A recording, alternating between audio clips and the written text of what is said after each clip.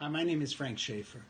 I left an evangelical right-wing background more than 30 years ago to become a progressive activist. I'm also an author of many fiction and nonfiction books.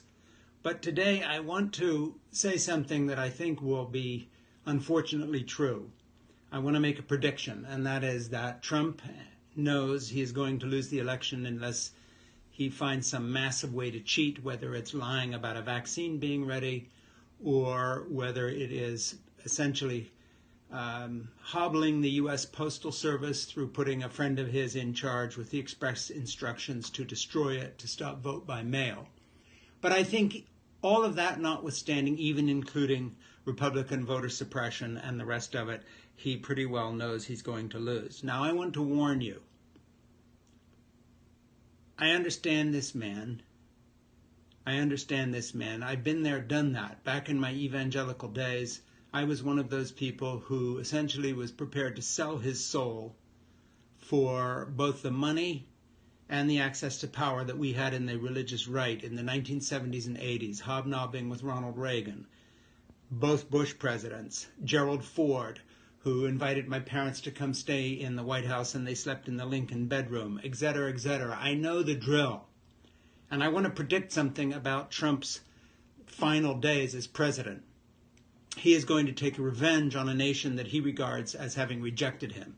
You know, Adolf Hitler, sitting in his bunker in Germany, just toward the end of the war, devised a plan called scorched earth policy that he tried to put in place, saying that essentially the German people had failed him and that the nation of Germany did not deserve to survive the end of the war. He knew he was going to commit suicide rather than be handed over to the approaching Russians who were coming into Berlin at that time. I think Trump is starting to indulge in his own scorched earth policy. He is taking revenge on us. You think it's far-fetched? I don't. Look at the way he revenges himself on whistleblowers, on anyone who even dares to speak up to him, let alone stand up to him. On the useless cycles of revenge and tweets he launches even against civilians, powerless, ordinary people, because they take a knee at a football game, whatever it may be.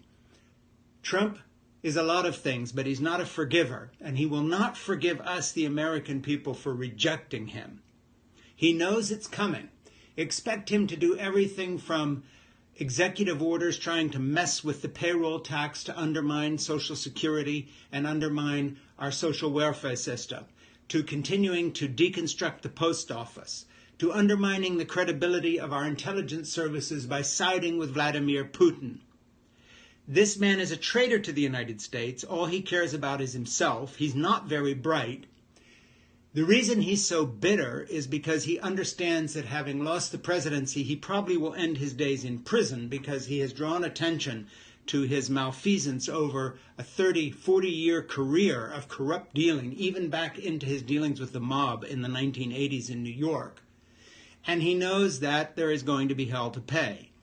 Delay with tax returns and the rest of it will not save him. And so now he will revenge himself on us the way he did on Lieutenant Colonel Vindman, the whistleblower, the way he tried to do with all the people who have stood up against him, including Marine Corps generals that, by the way, my Marine son, who fought in Afghanistan, served under, and some of whom I know personally because I wrote a bestseller about my experience of being a Marine father. He will revenge himself on this country. Watch for something more than treason as we count down to the election. And after the election, during the interregnum between him losing and Joe Biden taking office, with the caveat of massive dirty tricks that could derail that, watch for the time between the election and January as a time of absolute chaos when he goes from sending veiled threats and mixed signals to his thug army of armed militia, Nazis, etc., white supremacists and others, to direct calls saying, let's stand up and refuse to accept the election. He knows that in the end that would not prevail. If nothing else, the U.S. military would come in and remove him, because there are still some generals in the Pentagon who take their oath seriously. But the amount of chaos he will cause as a destroyer, as someone seeking revenge, will boggle the mind. So I predict scorched earth policy from now on. Interpret everything he says and does as revenge on the United States of America, including doing nothing about COVID, lying through his teeth, continuing to reach out to Russia and other authoritarian and totalitarian powers, while, for instance, removing troops from Germany to encourage Russia to lean on Europe as revenge on the West that rejected him.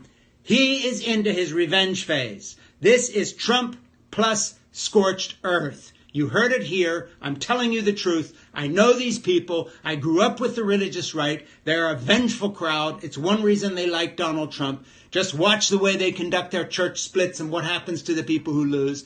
He is coming after, not Colonel Vindman this time, but all of us. My name is Frank Schaeffer.